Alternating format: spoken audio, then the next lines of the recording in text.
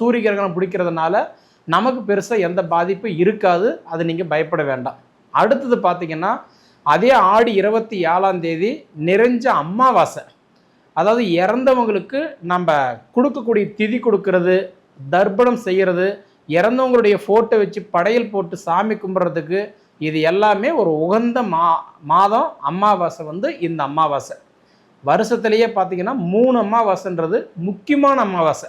அதாவது ஆடி அமாவாசை, புரட்டாசி அமாவாசை, தை அமாவாசை. இந்த 3மே இறந்தவங்களுக்கு நம்ம திதி கொடுக்கக்கூடிய ஒரு அற்புதமான அமாவாசை. இந்த அமாவாசையில் இறந்தவங்களுடைய ஃபோட்டோ வீட்டில் வச்சு படையல் போட்டு நம்ம சாமி கும்பிட்டோம் அப்படின்னா இறந்தவங்களோட ஆத்மா சாந்தியாகவும், இறந்தவங்க சொர்க்கத்துக்கு போவாங்க, இறந்தவங்களே நம்ம பிள்ளையாக பொறுப்பாங்க, இறந்தவங்களே நம்ம வீட்டுக்கு சாமியாக வருவாங்கன்றது ஐதீகம். தயவு செய்து மறந்துடாத, இறந்தவங்களுக்கு இது நீங்கள் பண்ணுங்கள். இது ஒரு அற்புதமான அமாவாசை. சரிங்களா? இப்படி இருக்கும்போது இந்த கடகராசிக்கு இந்த மாதம் நான் சூப்பராக இருக்கும் அப்படின்னு சொன்னதுக்கு ஒரு ரீசன் என்ன அப்படின்னு பார்த்தா,